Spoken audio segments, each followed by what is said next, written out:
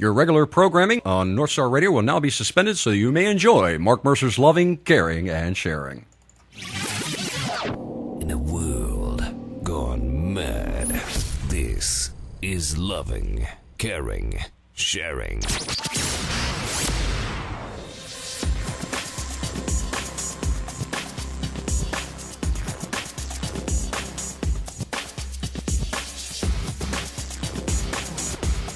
Da-da-da. Da-da-da-da. It's Friday night. It's Friday night, Steve. Yes, it is. It's Friday night. You know what that means? Yes, it means loving, caring, and sharing. That's here right. On North Star. That's right. Ladies and gentlemen, I am Mark Mercer. This is Mark Mercer's Loving, Caring, and Sharing, and I am joined by my MOA, Master of Arms, Steve Deloge. How you doing tonight, buddy? I am just great, and I am so glad to be here. Yeah? Why's that? Well, I missed last week. Yes, you did, and you were missed, too, I might add, when we had Wild Bill on. I hated to be gone. I just had other things that were going on and couldn't make it back. And well, you did have an excuse. You did have an excuse, and we accepted. Yes, I did. Yes, it wasn't a doctor's excuse. It was a Colleen's excuse, and those are acceptable under these circumstances. And I'm glad. Correct. I'm glad to have you. We also have joining us our producer of Loving, Caring, Sharing, Daniel Davison, all the way from Steaton. Hello, Daniel. Well, good evening, boys. How are you, mate? I'm very well, thank you. How are you? I'm good. It was a busy week, but I'm glad we finally got to Friday. And, that reminds me. We've been on North Star Radio now. How many months, Steve? Well, probably getting close to 4 months, maybe 5. Yeah, that's right. That's right. And, there's a lot of people out there that may not be aware of it, but North Star Radio provides commercial-free music and a wide variety. Well, all right, our show anyway. A variety of different formats to listen to. And did you know that Daniel does it all out of his own pocket? Are you aware of that, Steve? I am aware of that, but I suspect that lots of our listeners are not aware of that. Well, I'll tell you what. There is now at... by the way, Daniel also acquired NorthStar.com. That's NorthStar-radio.com. So no longer do you have to, especially if you're a Yank like me, have to type in .co.uk. You can just type .com and bingo, there you are. You get all the same stuff. There's no different. He just mirrored it right on over and easy peasy Japanese, nothing to it. And there's a donate page there now. And Steve, tell everybody what they can do. Well, if you're listening to us now, then you are listening from the North Star website. And there on the website, there is a button that allows you to donate to North Star Radio. And that's really important because this radio station doesn't have any commercial interruptions. Mm-hmm. The only promotions that are there are reminders of upcoming programming, right. Which makes this station very unique. You can listen to some of the great music that is on here 24/7. You can listen at your office or at your work or wherever, mm-hmm. and not be interrupted by all these commercials. Yeah, well, the expenses are borne out of my pocket. That's carry on, Mark. That's right, and as a result of that, we're trying to help Daniel to be able to defer some of those expenses so we can continue to do upgrades and continue to provide for everybody the excellent music and programming that you guys have come to enjoy. Now, all you got to do is click on that donate button, and you can pay by PayPal. You can even write him a check if you want. But we'd like to ask, not for we're not asking for a big giant. Okay, maybe one or two $10,000 donations would be nice. But $5, $10. $20, what you would spend on a pizza some night. Eat a peanut butter jelly sandwich and make a donation. Help out North Star so it can continue to give you the excellent programming that you've come to love and enjoy. Now, as soon as Steve gets back, all right, we're not going to wait for Steve.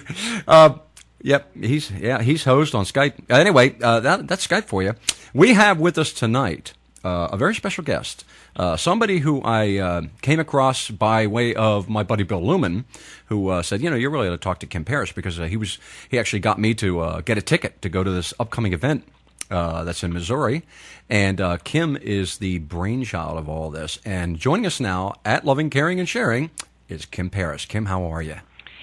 I'm terrific. Thank you for having me. I'm so excited. I'm glad to have you. Pardon? No, I'm glad to have you. Yeah, Yeah, I'm learning new things. I've got my headset on. I feel so smart. I figured out how to do all this on my end here in St. Louis, so this is just a great day all the way around. It really is. Now, Kim, maybe you could tell everybody, because what we're going to do is what I always do. We do a little bit of a biography on my guests, and we're going to go back in time to the beginning for you. Tell us about your growing up and stuff. But first, I want to give everybody a little bit of a preview of what's going on with you today. And you have organized this event that's coming up, the Rally for Common Sense, that's going to be held out there in Missouri. Would you mind telling everybody a little bit about that? I'm pleased to. Thank you for giving us this opportunity. I was the state leader for the Herman Cain campaign here in Missouri, and I speak fluent Cainian. And when Mr. Cain suspended his campaign, I was already a changed person by then, and I wasn't ready to stop. And so I took a look at where I was at in this process and what I thought that I could do, and that was to bring folks like myself, not necessarily identified as Tea Party. We don't all share the same social views. I'm more socially liberal, for instance. We don't all support the same nominee, or didn't, for president. What do we agree upon? And those are these constitutional principles. It's common sense, really, of small government, lower taxes, balanced budget, so forth. So I have a background in nonprofit management, and so I decided to bring some folks along with me. I have a terrific team of volunteers that's helping execute this, and we came up with Rally for Common Sense. I think it's unique in that it's been done, and I can't do it any better on the steps. In fact, I'm going to D.C. I leave Sunday morning to join Mr. Cain at his tax day rally, but we wanted to do something different. So we've got private property. Right. The middle of Missouri, the rolling hills of Missouri, and we're going to be gathering there. We're expecting several thousand, 2 stages, one for inspiration, one for education, family friendly. There'll be a kids area, historical reenactors, lots of patriot vendors and exhibitors, and it's a call to action. In fact, if you go to rallyforcommonsense.org, the only place you can buy your tickets. We've worked very hard to keep that ticket price very low. It's only $10. You can camp right there. It's Patriot Palooza, man. You can camp and join us. But if you look at the menu bar, the call to action, we actually have Thomas Paine himself, Bob Basso, well known to many people, giving a shout out to Rally for Common Sense. Right. And it is a call to action, getting ready for November and what we can continue. This is very important fight that we're in. Yeah, and we are in a fight too, aren't we? It feels that way sometimes, and of course, this Rally for Common Sense, the first thing we need to do is set aside the fighting amongst ourselves. So you'll be happy to know that in my rally team, my ninjas, we have Ron Paul supporters, and we all get along very well. Very nice, excellent. Well, yeah, correct me if I'm wrong, but what we're really looking at is getting rid of the incumbent at the White House. That's the key to it all. Absolutely, and down ticket. It's important to keep an eye on those other races and do everything that we can do to reverse the whole darn thing. So, absolutely. But that's what we've all been focused on, is that race at the top, and it's been exciting. I know for those of us that were Cain supporters, a lot of drama, right? And I have some opinions on that. And then I went to Newt. Because I'm ready for a fight. I don't know why he's not doing better. He's the smartest guy in the room. Yeah. So it's been very exciting. It has. It absolutely has. Well, we're going to get back to talking more about the upcoming rally. The Rally for Common Sense.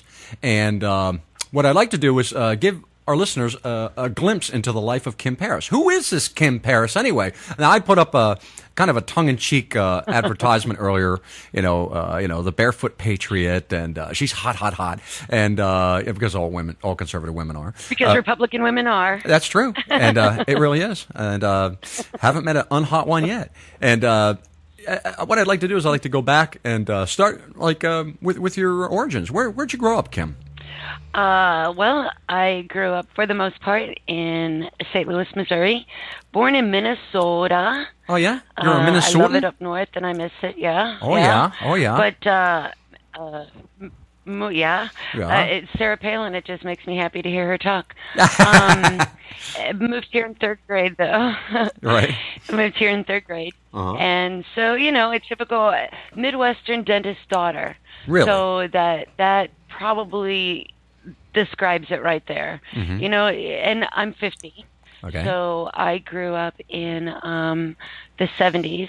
Right. And so, the things that kids did, riding your bike behind the mosquito spraying truck. Right. That was really big. And station wagon, one of the neighborhood dads would take us to the store down the street to get ice cream, and sitting on the tailgate open of the station wagon and dragging our feet on the street. Back when that was, I never wore a helmet. Yeah, back when that was allowed. Pardon me? Back when that was allowed. Exactly. Yeah. Yeah. Exactly. And that DDG probably explains a lot. Yeah. As I try to think back, between that and all the Mardi Gras that one is, experienced in the 30 years I've been doing Mardi Gras, I don't have all of my brain cells probably, but yeah, when you could do fun stuff like that, nobody looking over your shoulder. Speaking of that, I know this is a universal experience, and I can't tell you right now what it was that brought this conversation to some of us, but I remember up until I was probably 13, 14 years old. You played hard, and your mom made you take a bath before you go to bed because you smell so bad. And I distinctly remember looking down at myself in the bathtub, and I was just a bloody, muddy mess. I had scabs on my knees always, and my elbows, and bruises, and it wasn't a good day. And can you imagine now? Oh yeah. If children look like that? Oh yeah, Department of Human Services would be at your mom's door knocking. Exactly. Yeah. Exactly. Yeah. What would she say when your mother locked you out of the house in the summer during the day when school was out because you were wasting air conditioning? Yeah. Don't come back till dinner. Yeah, right. It never occurred to me to turn my mom into anyone. Yeah. Yeah, and we used to ride around on our bicycles without any protection. My sister actually had a mishap where she wasn't even wearing anything on her feet and ended up getting her toe caught in the chain. And can you imagine what the DHS would have done with that today? Oh man, my mom and dad would have been in jail. You were always pulling somebody. No, I'm sorry to step on you. Go ahead. No, they would have been. We did the same thing. You drag somebody behind on your bicycle on the roller skates or on a skateboard, and you'd go as fast as you could, and then you try and shake them off and make them hit a telephone pole. Yeah, we did that all the time. Yeah. Exactly. Yeah. You go around the corner as fast as you can. Exactly. We called it slam bam. What would they say? First time I went steady. I think I was in 5th grade. I kind of made him give me the ring.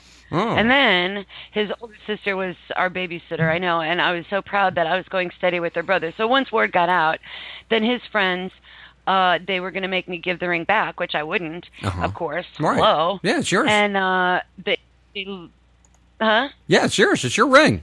And they lured me into exactly, and never give the ring back. And they lured me back into the woods we used to play in, and that jump rope, that utility thing that every kid, you have to have a jump rope. Right. Tied me to a tree with the jump rope and rubbed dandelions in my face till I gave the ring back. Oh, really? I don't know. Are kids still having fun like that? Yeah, we used to do a game called Rocks, where we basically, it was based on the game Racquetball, where you throw balls at each other until each kid was out. But we didn't have those cool balls that they had at school, so we would just pick up rocks and throw them at each other, and then every now and again somebody gets smacked in the head with a rock, and then the game would be over. But up to that point, it went great, and nobody ever called the cops. It was amazing. It was a different time. It really was. Yeah. It's a different time. So I think that probably kind of sums up my childhood, and I wish that I would wish that for all of our children, and I guess there's never going back to that. And I hate to sound nostalgic. I can imagine what it's like for my mother. She grew up in the 50s, and she married Richie Cunningham. Really? So I don't know that our kids will. Of course, they have their own version of that. We can't give them our lives. No, that's true, but we could do the best we can. So, and I should be wearing a helmet now, probably all the time. Well, yes. Is it too late? I don't know. I cracked my head open so many times. My sister could tell you stories about that. But all right, so that certainly explains a lot.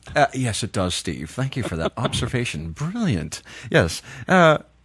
Anyway, so you